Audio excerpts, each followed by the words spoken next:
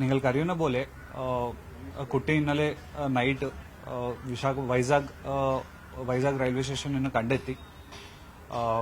ഇതിൽ സഹായിച്ചത് 3 turning points ആണ് ഈ കേസ് മൊത്തം ഉണ്ടായിട്ടുള്ളത്.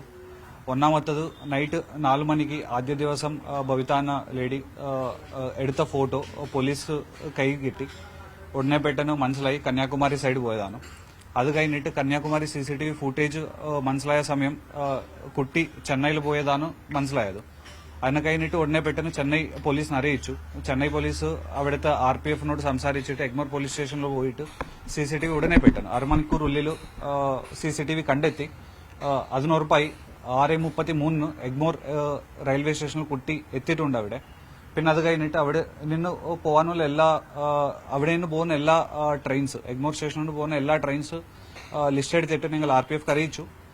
RPF കാരും നെല്ലൂർ ആവട്ടെ, വിജയവാഡ ആവട്ടെ, വിശാഖപട്ടണം ആവട്ടെ, ഓരോരോ ഇൻസ്പെക്ടറിനെ ഞങ്ങൾ വിളിച്ചിട്ടുണ്ട്. RPF കാർ അതുപോലെ ഫൈനലി അവിടെ വൈസാഗിൽ ഉള്ള മലയാളി സംഘം അവരുടെ ഹെൽപ്പ് കൂടെ കുട്ടീനെ കണ്ടെത്തി. ഈ വിശാഖപട്ടണത്തെ ട്രെയിനിലാണ് എന്നുള്ളത് നമുക്കൊരു അങ്ങനെ ഒരു ഇൻഫർമേഷൻ അല്ലെങ്കിൽ അങ്ങനെ ഒരു ഗസ് ഉണ്ടായിരുന്നു? ഉറപ്പായിട്ട് മനസ്സിലായിട്ടില്ല. ഞങ്ങൾക്ക് അറിയാവുന്നത് 6:33 കുട്ടി അവിടെ എത്തി. അത് കഴിഞ്ഞിട്ട് ഫോളോ ചെയ്യാൻ പറ്റിയിട്ടില്ല. 6:33 CCTV ഫുട്ടേജ് കൃത്യമാണ്.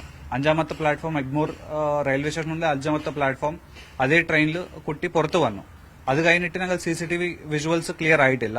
സോ ഞങ്ങൾ എല്ലാ ട്രെയിൻസ് അവിടെ നിന്ന് പോകുന്ന 7 o'clock, 8 o'clock, 9 o'clock പോകുന്ന എല്ലാ ട്രെയിൻസ്, നോർത്ത് സൈഡ് പോകുന്ന എല്ലാ ട്രെയിൻസ് അലർട്ട് എല്ലാ RPF-ക്കും അവിടുത്തെ ലോക്കൽ GRPs-ക്കും കൊടുത്തിട്ടുണ്ട്.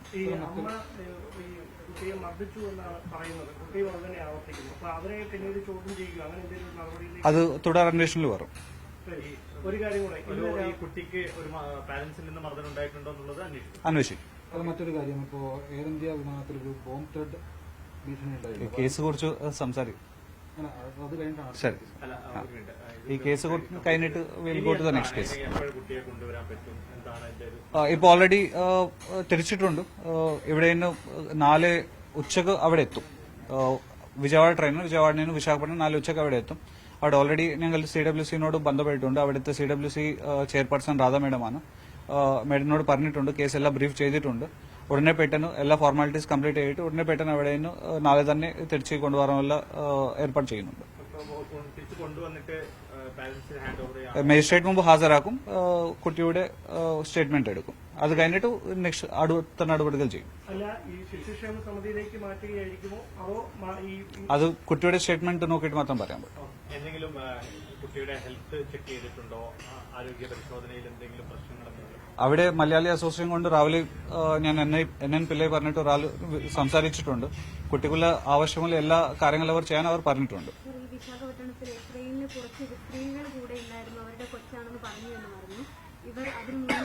അവിടെ പോയിട്ട് അന്വേഷണം അതെല്ലാ കാര്യങ്ങളും ഉറപ്പാക്കും. ഇവിടെ ഞങ്ങൾ പോലീസ് അവർ പറഞ്ഞിട്ട് എന്താണ് ഞങ്ങൾക്ക് പറയാൻ പറ്റില്ല. ഞങ്ങൾ പോലീസ് ടീം അവിടെ എത്തിയിട്ട് അവിടെ അന്വേഷിക്കും.